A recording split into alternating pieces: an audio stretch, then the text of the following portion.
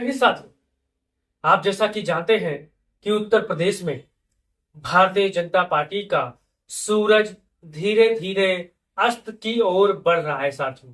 अगर दिन हुआ है तो शाम जरूर होगी, ये आपको भी पता है, हमें पता है, पूरी दुनिया को पता है। भारतीय जनता पार्टी अहंकार में थी कि उत्तर प्रदेश में हमको कोई हरा ही नहीं सकता। उत्तर प्रदेश में समाजवादी पार्टी 5-6 सीट जीत जाएगी। लेकिन जनता जनार्दन है, जब अपना फैसला सुनाती है तब बड़े बड़े लोगों की हालत खराब हो जाती है।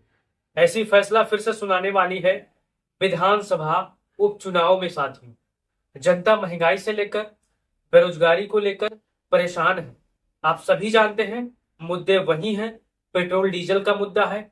अब समाजवादी पार्टी ने एक अंदरूनी सर्वे जो कराई है 7 विधानसभा उपचुनाव की सीटों पर, वो सर्वे में क्या माहौल है, क्या हाल है, क्या चाल है, क्या भारतीय जनता पार्टी सब सीटें जीत रही है, क्या समाजवादी पार्टी भी सब सीटें जीतने वाली है, क्या बहुजन समाज पार्टी लड़ाई में रहेगी या न रहेगी। आज इन सभी आपके सवालों का एक एक करके जवाब हम देंगे।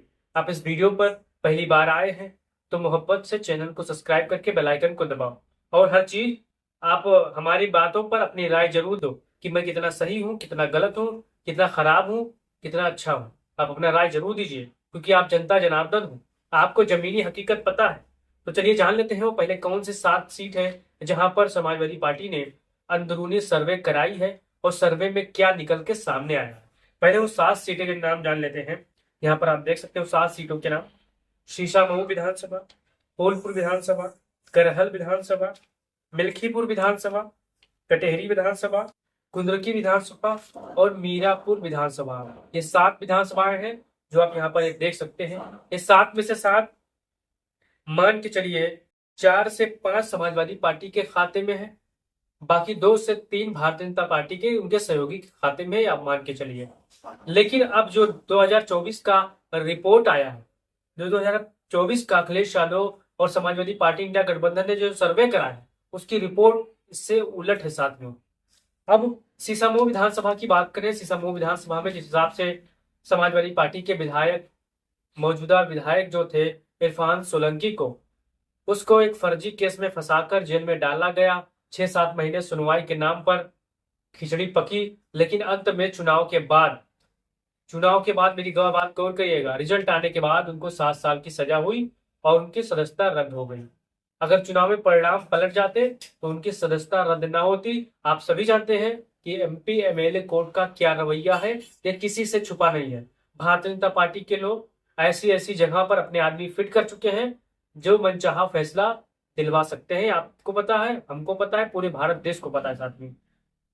तो सीसामऊ विधानसभा से समाजवादी पार्टी बड़ी मजबूत स्थिति में है, ये आज का सर्वे है। और यहाँ पर कोई भी समाजवादी पार्टी से टिकट पा जाए, चाहे इरफान सोलंकी की पत्नी पा जाए या अन्य कोई समाजवादी पार्टी का पूर्व विधायक या कोई छोटा सा कार्यकर्ता पा जाए, तो यहाँ पर समाजवादी पार्टी 30 से 35 हजार वोटों से चुनाव जीतेगी। ये सर्वे का आधार है और ये जमीनी सर्वे है साथियों। ये गुपचुप तरीका सर्वे है या कोई बड़ी एजेंसी ने जनता से कराई गई सर्वे है। फिर चलते हैं फूलपुर की तरफ। फूलपुर में भी समाजवादी पार्टी महज 4000 वोटों से लोकसभा का चुनाव हारी है। ये आपको भी मालूम है, सभी को पता है कि फूलपुर लोकसभा में समाजवादी पार्टी के साथ क्या हुआ, किसने विश्वासघात किया, प्रशासन ने किया या उन्हीं लोगों ने किया साथ में। तो यहाँ पर भी फूलपुर में जो सर्वे हुआ है, जनता गरीबी, बेरोजगारी, महंगाई से परेशान है आज भी। और आज भी उत्तर प्रदेश में चुनाव हो जाते हैं तो भारतीय जनता पार्टी का जो सूरज है पूरी तरह से अस्त हो जाएगी, पूरी तरह से शाम हो जाएगी, पूरी तरह से एक लाल सूरज निकलेगा साथियों उत्तर प्रदेश की धरती पर। उत्तर प्रदेश में एक लाल रंग का जो सूरज होता है वो पूरे उत्तर प्रदेश को ढक लेगा। विकास के मुद्दे पर और बेरोजगारी दूर करने के मुद्दे पर अखिलेश यादव प्रदेश के नए मुख्यमंत्री होंगे, ये सभी जानते हैं। तो फूलपुर में अखिलेश यादव की जबरदस्त संपत्ति है। फूलपुर में जो सर्वे हुआ है यहाँ पर भी समाजवादी पार्टी को मजबूती है। यहाँ पर भी अगर चाहे वो अमरनाथ मौर्य हो, चाहे हाजी मुस्तफा जी हो, चाहे बैजनाथ जी हो, यहाँ पर अगर किसी में से एक भी टिकट पा जाते हैं तो यहाँ बड़े आराम के साथ समाजवादी पार्टी का जो संगठन है, मजबूत संगठन है, वो यहाँ पर उनको चुनाव जिता लाएगा मेहनत करके। क्योंकि जो गलती लोकसभा चुनाव में हुई, अब विधानसभा में अगर चुनाव में गलती होगी तो अखिलेश यादव के पास हर चीज का रिपोर्ट पहुंचता है, ये सभी जानते हैं साथ में। फिर चलते हैं करहल की तरफ। करहल में तो कोई सर्वे कराने का कोई मतलब नहीं, लेकिन फिर भी जमीनी सर्वे जानने के लिए लोग परेशान रहते हैं। करहल एक ऐसा विधानसभा है कि पूरी भारत देश की नजरें यहाँ पर है कि कौन होगा यहाँ का प्रत्याशी, कौन होगा यहाँ का उम्मीदवार, कौन होगा यहाँ का सबसे प्रबल दावेदार।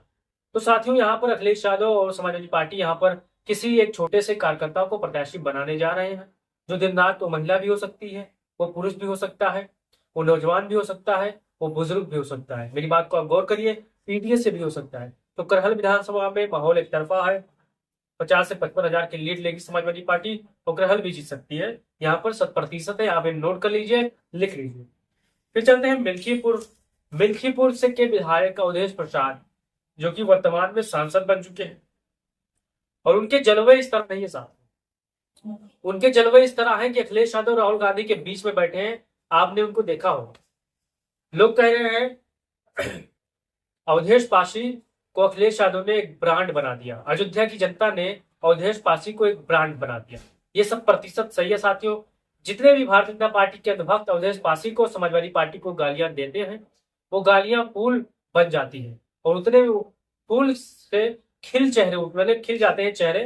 तो अवधेश पासी की जो मिल्कीपुर विधानसभा है, यहाँ पर भी समाजवादी पार्टी बड़ी मजबूत स्थिति में है, और यहाँ पर भी कोई कार्यकर्ता चुनाव लड़ेगा तो 30 से 35 हजार का लीड लेगा।